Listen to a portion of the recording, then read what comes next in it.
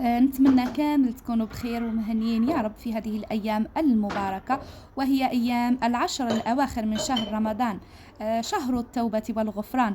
إن شاء الله يكون لنا نصيب من هذه التوبة، آمين رب العالمين. كالعادة طلتي عليكم خفيفة. صورت معكم يوم من يوميات جزائرية في شهر رمضان. كنت درت شوربة فيرميسال بيضة مع غراتان بطاطا، وقدمت معكم ديكور سلطة بالخضار طبعا. شكل الغراتان ما شاء الله راهو يشهي، شهيتكم في الجنة حبيباتي. ما نطولش عليكم ونبدأ مباشرة في الوصفة. بعد اللي غليت البطاطا في الماء والملح ومعستها بالفرشيطه وحطيتها عشوائي في لي غامكان تاع الطين. شوفوا شكلهم ما شاء الله بريزونطابل. الواحد السعر تاعو 15000. يعني الوصفه تاع اليوم راح تكون انديفيدوال، يعني كل واحد راح ياكل ويستبن وحده. ومن جهه اخرى كنت وجدت لاصوص اللي راح نسقي به البطاطا تاعي باش كي يطيب ما يجينيش ناشف الداخل. حطيت فيها 2 حبات بيض ورشه ملح وفلفل اسود. حطيت رشه لابس بها معدنوس يعني هكذا وخليتها بجيه. ونروح مباشره راح نوجد الحشو نتاعي. الحشو اونتر بارونتيز انتي مخيره حبيبتي في الحشو تاعك. انا طيبت صدر تاع الدجاج وحطيت معاه شويه طوماطيش، وحطيت ايضا فلفل اسود والملح. خليته يطيب وبعد ما طاب لي شوفوا الشكل تاعو. كنت فتته وخليته برد، وهذه هي النتيجه تاعو. حطيته كحشو فوق البطاطا. بعدها راح كما شفتوا معايا نزيد نكوفريه بالبطاطا ونغطي الدجاج نتاعي، وهذه هي النتيجه النهائيه. يعني فوق البطاطا راح نزيد طبقه نتاع الفرماج.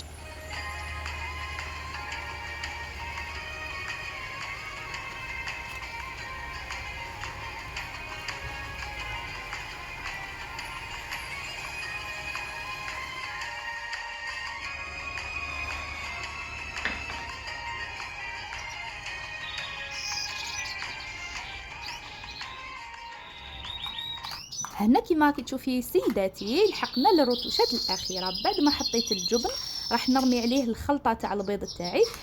راح نشمخ الكغاتان تاعي بالبيض هكذا باش يعني كي يطيب راح يجيني محمر. وراح ندخلو للفرن قيس ما ينشف معايا البيض وتتحمر البطاطا. يعني البيض هذاك راح يمد لي وتشباب للكغاتان تاعي.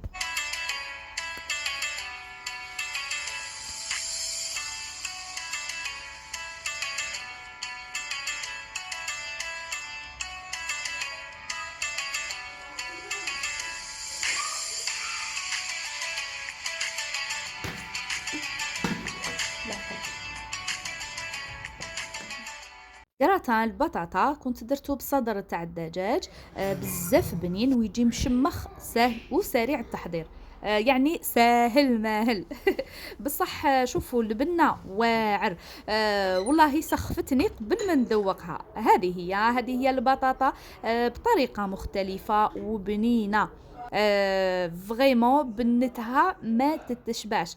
لازم تجربوها، اكيد راح تجربوها حبيباتي وشوفوا ترجعوا مدمنين عليها. كما تهليت فيكم حبيباتي تهلاو فينا بدعواتكم. نقولكم رمضان كريم ان شاء الله، ربي يجمعنا غير بالناس الزينين. هنا كيما شفتوا معايا كنت درت سلطه درتها فاغيي بالخضار كيما شفتوا معايا، لانه على بالكم باللي الشوربه فيها لاسيديتي. يعني باش نحو هذيك لاسيديتي لازمنا طبق تاع سلطه يكون متنوع، يعني تشكيله من الخضار.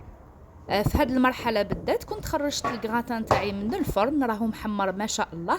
راح نزيد له رشه لابس بها من الجبن المبشور، والجبن راح يعطي لي وتش للكغاتا راح يكون بزاف شباب.